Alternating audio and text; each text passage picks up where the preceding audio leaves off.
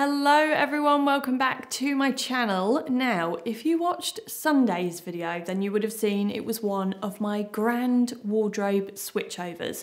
So this time round, I transformed my spring-summer wardrobe into my autumn-winter wardrobe because it is now September and autumn is looming fast upon us. So in today's video, I wanted to dive a little bit deeper into the process of how I plan my wardrobe ahead of the next season. And I'm going to cover a few different topics in this video, ranging from outfit inspiration and how I plan my outfits ahead of time to what I'm going to invest in for this season, whether it be new and or secondhand. And I'm also going to add in a few of my existing autumn winter favorites as well. Right, so first up, I'm going to start off with planning and inspiration. And as you guys know, because I talk about this a lot, that rather heavily involves Pinterest. Pinterest is my favorite social media platform. I use it every single day without fail, whether it be the app on my phone or on my laptop. That's where I spend the majority of my social media and my internet time. So I mainly use Pinterest for inspiration and also for organization because it's handy. You can kind of put things in boards and kind of have everything all in one place. So I'm going to share my Pinterest screen with you guys so that I can kind of show you how I operate when I use this platform. So here we're on my main sort of home feed. That's what they call it. So you can see there's a bit of a mix on my home feed here of food, style, home and interiors kind of things. And I'll spend a little bit of time on the home feed, but the majority of the time, if I go up here onto my own account and into boards, you can kind of see that I have all of my boards arranged here in sort of categories. So I've got interior stuff, I've got hair, beauty, and then a few fashion categories. However, when we're talking about sort of wardrobe planning, what I do is create myself a board for that season. So here you'll see it's autumn winter 2020. I've only got 33 pins on there because it is very much a work in progress. I'll use it all throughout the season. I'll add things, remove things. So this is my board. I do keep it as a secret board because a lot of the time I add notes to the pins, which to be honest, only I would understand. So there seems to be pointless with me sharing this board as a public board. And this is essentially just where I pin any inspirational outfits. These I will often find from the home feed. I might take them from Pinterest. I might take them from TUMBLR accounts that I follow, which if anyone is interested, I'll leave a list of those down below in the description box for you. But I will also take them from websites and retailers. So for example here, Joseph, it's one of my favourite retailers, despite the fact that I barely own anything from them because it is quite pricey. But I love their minimal vibe, I love their colour schemes. So what I'll often do is go into a category. So here, for example, I've gone into trousers, and then we can just slide down here and I'll just essentially take some of these images. If I find one like this one, for example, these really nice crepe trousers and this sort of sleeveless polo neck, the colour of, you know, the off cream and black trousers with the tan shoes. I just like that aesthetic. And it's not necessarily even replicating this outfit exactly, although might I just say there's nothing wrong with that. It could just be a case of I like the colour scheme of an outfit, like this outfit, for example, the cream and burgundy look beautiful together, but I wouldn't necessarily wear that outfit. But it's a good idea to kind of just get colours together. And then I'll save these images or take the link and then I will pin them in to here, which is my board of inspiration. So here, for example, this one, I've put that could potentially be a good sort of travel outfit. This one I actually took from Net-a-Porter. So it's just kind of using all resources on the internet superhighway to get this outfit inspiration. Now, I also use Pinterest for compiling a wish list. So here, I'm going to click on my wish list board.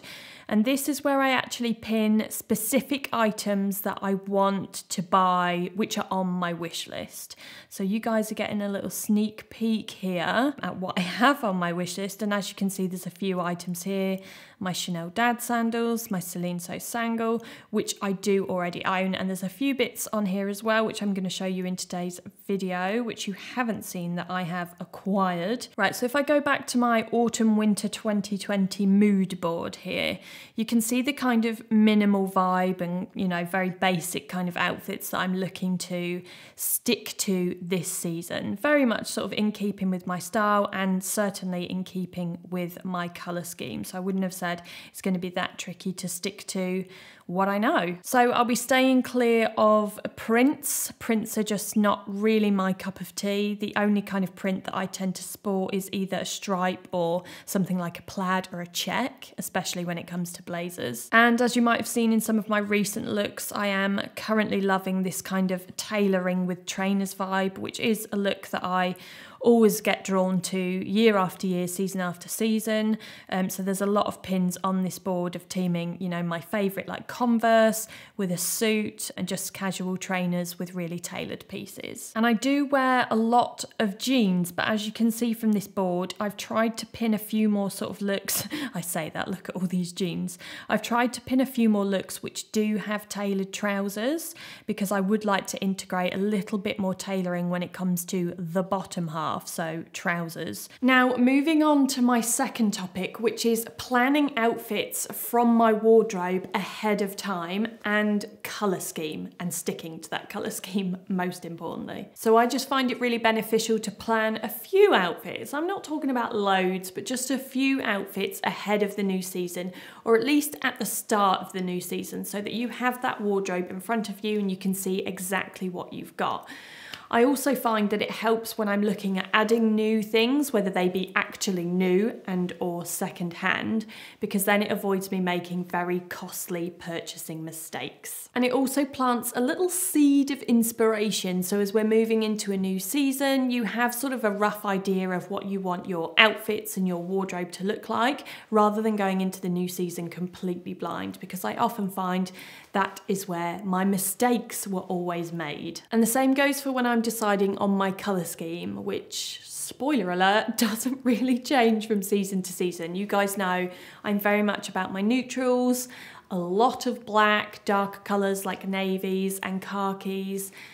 And that's what I know, it's what I feel comfortable in, so that is what I tend to stick to. Now that in itself is also a bonus, because if I'm sticking to those colours that I know they work well together, I've had experience over the years working with these colours, that means that nothing in my wardrobe kind of goes to waste. So everything is so versatile, all those colours and tones work really well together, so that essentially just gives me an endless plethora of outfits for the new season. Okay, so when I'm talking about outfit planning from my existing wardrobe, essentially what I do, if I'm feeling inspired on a certain day, or if I just have that little bug to go put some outfits together, I'll head upstairs into the bedroom, open up my wardrobe, and essentially dive in. And this is also one of my favourite pastimes. As sad as it sounds, but I get a lot of enjoyment from putting outfits together from in my wardrobe.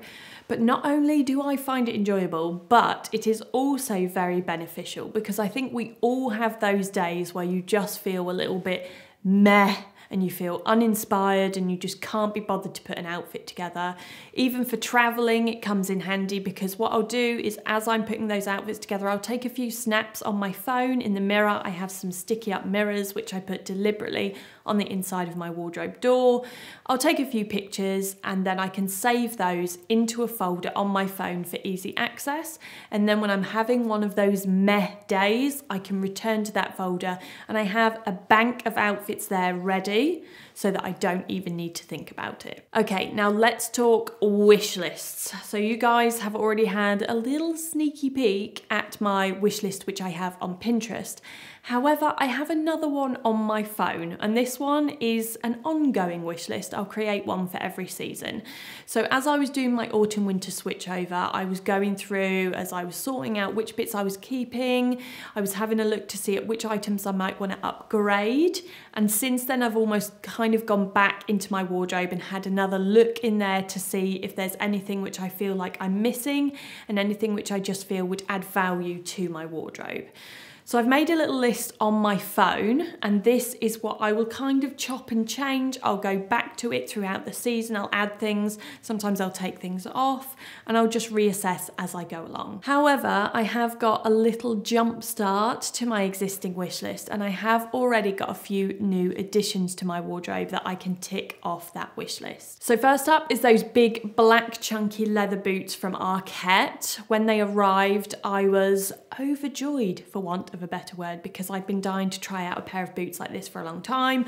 I was also a little bit dubious because I wasn't sure, as I am a size, well, technically a 40.5 to a 41, but normally in boots I will size up to a 41 just so that I can have them with a slightly chunkier sock. And the last thing you want is boots which are too small, because there is nothing more excruciatingly painful than that. I also wanted to upgrade my black court shoes, and as you would have seen on my Pinterest wish list, I had a pair of Manolo Maysail mules on there. Now, I hunted high and low for these secondhand on Vestiaire. I even tried the Real, even though that's a bit of a faff if you're in the UK to order from, just because the majority of items tend to be in the US. But in 6 months, unfortunately, I was unsuccessful on my hunt, so I did decide to buy those new. However, I would class those as a very good investment, and they are just such an absolute classic. They would make a great work shoe. Even though I don't work in an office environment, I just know that I'm going to get a lot of wear out of them, and you,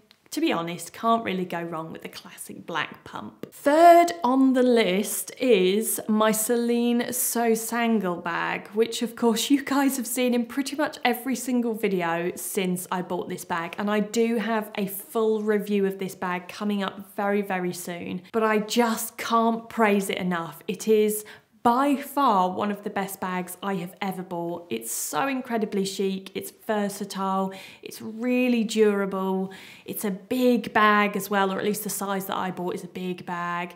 I just find that I can fit loads of stuff in there. If I'm going shopping, I can stick some shopping in there. I honestly just can't rave about it enough. It's absolutely incredible, and it has been such a valuable staple to add to my wardrobe. And lastly, my Gucci Horsebit Hobo bag, which I have in the colour Tobacco Tan. You guys would have seen this in the What I Bought Secondhand During Lockdown video, which was back in August. And again, it's just a really classic bag. I wanted something that had a bit of gold detail to it, so obviously this one has the big chunky horsebit detail. And as you can see, it's a very large bag, so I can fit a lot of stuff in there. It does have some downsides, so again, I'll make a full review on this bag, but it is one of those bags that I have wanted for so many years, and I am glad that I finally managed to add it to my collection. And of course, it was another secondhand but grand purchase, so yay. Right, now I've also pre-ordered a few items off my wish list. So I wanted to upgrade my black wool coat, which I've had, I think, for 2, maybe even 3 years now. It was a really old PR gift, but it wasn't like a new gift. It was more of like a PR sample wardrobe clear out kind of situation. This PR company said, oh, we've got all this stuff, like we have no idea what season it's from. And they sent me this coat really randomly, and I have loved it for the last 3 years. It has been an amazing coat. However, I just feel like it's one of those really classic wardrobe staples that I wanted to upgrade. There's a few elements about it that I don't like. It's really heavy, being the main one. So I wanted to upgrade it to a similar kind of shape of coat, but something perhaps a little bit higher in quality. So I have pre-ordered the London coat by the Curated, or from the Curated. I have also pre-ordered a couple of the turtleneck or polar neck, the big sort of higher neck knits from the Curated. So I've gone for a classic black, and I've also gone for the camel colour. I don't actually think it's called camel on the website. And those, I believe, are due to arrive potentially in October, I think. Now, I am talking a lot about adding newer items into my wardrobe. However, we need to give a shout out to those old favourites. And doing the wardrobe switchover is always one of my favourite things because of course half of my wardrobe hides in the loft for half a year. And so a lot of the time I kind of forget what I have. So as I'm unpacking my storage tubs, I come across those items which I get to fall in love with all over again. So first up is my camel coat from the Curated. I absolutely love this coat. It is a classic. It is by far one of the best wardrobe staples I own. It's so wearable. It's beautiful quality. I love the Curated, all of their coats. I have several of them, but this camel one has a very special place in my heart just because it is so versatile and so beautiful. I am also very excited to whip out those acne scarves as well. I bought a couple last year to add to my collection. I think I've got 4 in total now. So I've got a camel, a grey, a black, and like a taupey colour. And I'm actually looking to add a navy as well, but for some reason I cannot seem to find the Canada scarf in navy anywhere. So hopefully I can find one secondhand because a couple, is it one? No, just one of the scarves, the black scarf that I have, that one I managed to buy secondhand for £40, which is insane. I have also rediscovered my Saint Laurent peacoat, which I bought secondhand last year off Vestiaire. It's a beautiful navy wool. It's a very structured jacket, so the wool is actually quite stiff, but I just think it's such a classic design. It has these really cute little anchors on the button, so it gives it a little bit of a nautical vibe. And again, it's just one of those really, really good wardrobe staples to have.